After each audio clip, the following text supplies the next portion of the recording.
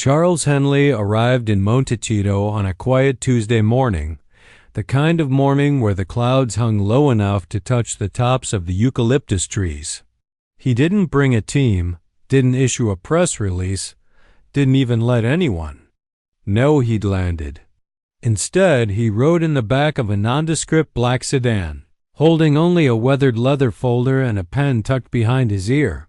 His shoes were polished, but his demeanor was not. The security guard at the front gate barely recognized him. That was the point. He stepped into the Sussex communications office just before 9 a.m., nodded to the receptionist, and made his way into the meeting room without a word. No one stopped him. Most didn't know who he was. A few had heard rumors of Fixer type, the man behind that unexpected redemption arc for a Silicon Valley founder last year, the quiet hand behind two soft rebrands of Hollywood actors whose careers had flatlined. He didn't like being called a spin doctor. He preferred narrative architect. Once inside, he took the chair farthest from the screen. He didn't open his folder. Instead, he looked around slowly, observing every detail, the tension in the shoulders of the junior assistant, the two polished branding decks on the glass table, the distant sound of children playing in the garden outside. He made a small note in the corner of his folder. Too clean. Too controlled. Over the next 2 days, Charles said very little. He sat in the back during brainstorming sessions, observed internal calls, and walked the garden path that bordered Meghan's home office. He noticed a child-sized watering can left by the edge of a basil bed. The garden wasn't staged. It was messy in the way real gardens are: soil clumps, overgrown vines, dandelions creeping in. On the third day, Charles asked for access to the raw content archives, everything unfiltered, unedited, unscheduled. The request surprised the staff, but they complied. He spent hours in a dark screening room watching snippets: birthday footage, chicken coop visits, Lilibet reaching for strawberries, Archie chasing butterflies. Most of it lacked glamour. That was why Charles watched with such focus. He paused. On one clip, a short video captured from the side, Lilibet, barely 3, knelt in the garden soil, gently cradling a marigold. Meghan was in the background humming faintly, not performing, not posing. Charles replayed it 3 times, then stood and quietly marked it with a small green sticker. He knew exactly where to begin. The clip Charles had marked with the green sticker sat idle in the archives for over a week. No one had considered it. Usable content too quiet, too slow, too ordinary. It had been filmed casually by Rhys Mortimer, a digital assistant who had only been with the team for 6 months. Rhys was soft-spoken, observant, and often overlooked in meetings. He rarely offered ideas unless asked directly, and even then, his voice barely carried across the table. He had studied film before dropping out to care for his ill father, and though his job title said assistant, his eye behind the lens carried a quiet sharpness. Charles asked for him by name on a Thursday morning. Rhys looked startled when summoned. He wiped his hands on his jeans, still smudged from organizing camera gear, and followed Charles into a side office with a sliding wooden door. Once inside, Charles gestured for him to sit. Then he asked only one question: why did he film the marigold clip? Rhys hesitated before explaining that he'd simply been testing the natural light settings on a new camera. He liked how the sun hit the petals and how the child's fingers moved with careful purpose. It hadn't been for a post or a pitch. It was just a moment. Charles listened, nodding slowly. Then he asked for the original file. Rhys handed it over with a quiet sense of uncertainty, unsure why something so unscripted had suddenly become important. Over the next 2 days, Charles locked himself in the edit suite. He didn't touch the footage, didn't crop it, didn't add a soundtrack, didn't adjust the lighting. Instead, he worked on the delivery. He spoke with the web team about embedding the video directly on Meghan's lifestyle site without autoplay, without a press release, and without branding overlays. He drafted a caption so simple it barely seemed intentional.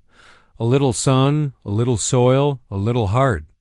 There were objections from within the team. Some called it too minimal. Others questioned its relevance.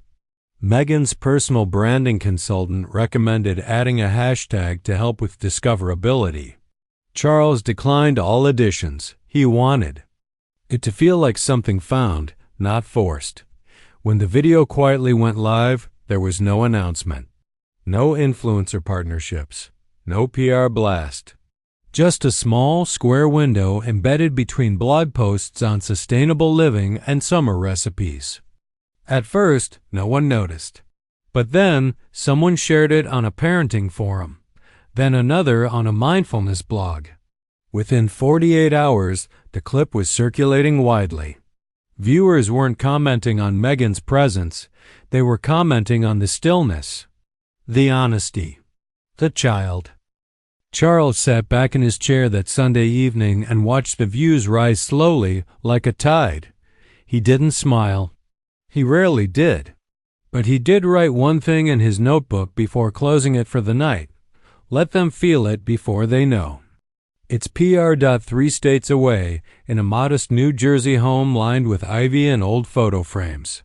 George Redford sat at the kitchen table stirring a lukewarm cup of coffee. The light from the iPad in front of him cast a faint glow on his aging face. His wife, Margaret, was at the sink rinsing berries when she asked, without turning around, if he had seen the video everyone was sharing. George responded with a non-committal grunt but tapped the link. She'd sent to his inbox earlier that morning. The screen filled with the soft image of a child kneeling in the soil, her tiny fingers brushing gently over the petals of a marigold. There was no music, just birds in the background, a humming voice barely audible, and the kind of natural silence that comes when no one knows a camera is watching. George leaned in instinctively. He wasn't a royal follower, never had been. He hadn't watched Meghan's interviews or kept up with the headlines. But something in the way the little girl moved brought back a memory he wasn't expecting. His daughter, Grace, had once tended to a similar garden in their backyard. She used to rise early on Saturdays, long before cartoons or cereal, and sit by the basil pot outside the sliding door. She had been only 7 when they planted that garden together, bright-eyed, barefoot, full of questions about bees and roots. She passed away at 10. The garden was still there, mostly overgrown now, untouched for years. George hadn't looked at it in months. He paused the video and sat in silence. Then he stood slowly, walked outside, and stared at the empty clay pot, where the basil used to grow. He reached down, brushed away a few dead leaves, and whispered Grace's name like it had been waiting on his tongue for years. That evening, George sat at his desk and wrote a short piece on his personal blog. It was called A Child, a Garden, and the Memory I Forgot I Had. The blog was mostly unread, a digital journal more than anything. But that night, for the first time in months, someone shared it. Then another. A journalist in Vermont reposted. And with the caption, "Not just a video, this touched something real." By morning, George's story had been viewed over 200,000 times. The Sussex team saw it 2 days later. Charles printed it out, highlighted 2 paragraphs, and placed the printout on Meghan's desk with no comment. Meghan didn't ask questions. She just read it slowly twice, and then placed it inside a drawer without saying a word. Outside the Montecito home, Lilibet was back in the garden, this time squatting near the rosemary bush, humming to herself with muddy knees. Reese, watching from a distance, raised his camera but didn't press record. Not every moment needed to be captured. Some were already doing their work, even in silence. Charles Henley stood near the departure gate at Santa Barbara Airport, holding Nothing but his overcoat and the same weathered folder he had carried in on his first day. The folder, now worn at the corners, contained only a few sheets of paper. One of them was George Redford's blog post, still neatly folded. He looked out the large glass window at the tarmac as the sun dipped low, casting long shadows on the concrete. His work with the Sussex team was complete. He had delivered no grand campaign, launched no press tour, and left behind no signature branding plan. But something had shifted, and he knew it. Before leaving, Charles had written 3 names on a cream-colored note card and handed it to Meghan's chief of staff. At the top, he wrote, "Keep close." Underneath, in clean block letters, were 3 names: Rhys Mortimer, George Redford, and Lilibet Diana Mountbatten Windsor. Each, in their own way, had carried the weight of something authentic. He asked for no acknowledgement, no follow-up. Just that those names be remembered when decisions were made about what mattered. Back in Montecito, the office felt quieter. Meghan had noticed it too. Her meetings had become less scripted. She paused more often when reviewing content, occasionally waving away suggestions that felt too polished. When asked why she didn't follow up the viral gardening video with more content, she would shrug and change the subject. Internally, the team speculated. Some thought she was planning something bigger, others believed she was just tired. But the truth was simpler. She had finally seen what happened when she stopped trying so hard to be seen. Rhys, now quietly promoted to the role of visual archivist, spent more time with a camera strapped over his shoulder and less time in meetings. He no longer asked permission to film. He filmed what moved him. Meghan trusted him now, not because of his resume, but because he had captured a moment that no one else had noticed.